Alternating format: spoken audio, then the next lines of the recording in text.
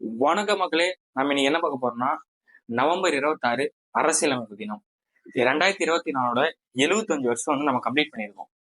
அரசியலமைப்பு புத்தகம் எழுதி 75 வருஷம் ஆயிடுச்சா? அப்புறம் எதுக்கு ஜனவரி 26 நம்ம குடியரசு தினத்தை கொண்டாடுறோன்ற ஒரு விஷயம் இருக்கும்.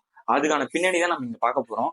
1929 டிசம்பர் மாசம் காங்கிரஸ் லாகூர் மாநாட்டுல நமது ஜவஹர்லால் நேரு அவர்கள் ராவி நதிக்கு ஓரமா இந்திய கொடியை ஏத்திட்டு ஒரு விஷயத்த பிரிட்டிஷ் நோக்கி சொல்றாரு. பிரிட்டிஷ், இங்க பாரு பிரிட்டிஷ், ஒழுங்கு மரியாதை எங்களுக்கு சுதந்திர தினத்தை அடுத்த வருஷம் ஜனவரி 26 எங்களுக்கு கொடுத்தே தீரணும். அதான் நாங்க அன்னைக்கு கொண்டாடிவோம்னு சொல்லிட்டாரு. அந்த விஷயம் நடந்துச்சுன்னு கேட்டீங்கன்னா நடக்கல. சோ அந்த விஷயம் நம்ம நினைவு கூறும் விதமா தான் ஜனவரி 26 குடியரசு தினத்தை நம்ம கொண்டாடுறோம். ஆனா நவம்பர் 26 நம்ம கான்ஸ்டியூஷன் புத்தகத்தை எழுதி முடிச்சு அரசியல் நிர்ணய சபையை அக்செப்ட் பண்ணிட்டாங்க. அந்த விஷயத்த முடிச்சிருந்தாலும் அவர் சொன்ன விஷயத்துக்காக வெயிட் பண்ணி ஜனவரி 26 தான் நம்ம என்ன பண்றோம், குடியரசு தினத்தை நம்ம கொண்டாடுறோம். உங்களுக்கான ஒரு கொஸ்டின் என்னன்னா, அரசியலமைப்பு புத்தகத்தை இட்டாலிக் பாணியில யார் எழுதுறான்னு சொல்லிட்டு கமெண்ட் பண்ணுங்க.